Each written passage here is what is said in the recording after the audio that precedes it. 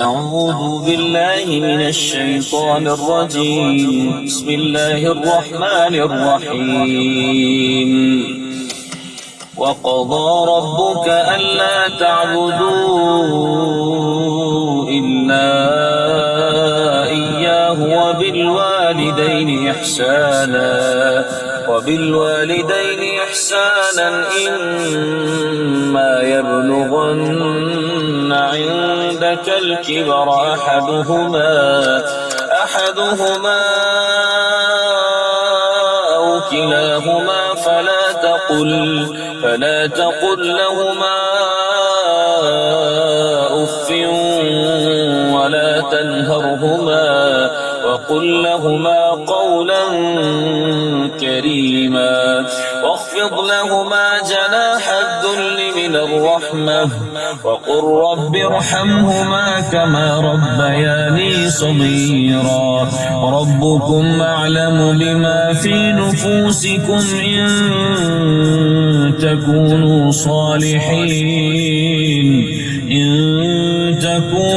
صالحين فإنه كان للأوابين غفورا وآت ذا القربى حقه والمسكين وابن السبيل ولا تبذر تبذيرا إن المبذرين كانوا إخوان الشياطين وكان الشيطان لربه كفورا وإما تعرضن عنهم ابتغاء رحمة من ربك ترجوها فقل لهم قولا ميسورا ولا تجعل يدك مغلولة إلى عنقك ولا تبسطها كل البسط فتقعد ملوما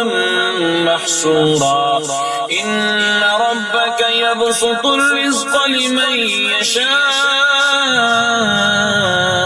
ويقدر إنه كان بعباده خبيرا بصيرا بسم الله الرحمن الرحيم إذا جاء نصر الله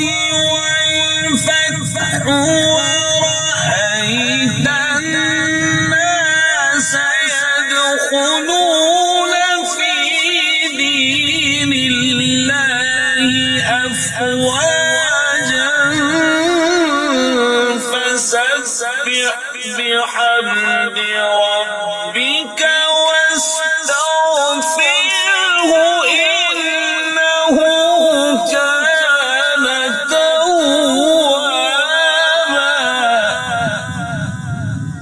ورأيت الناس يدخلون في دين الله أفواجا فسبح بحمد ربك واستغفره إنه كان توابا صدق الله العظيم.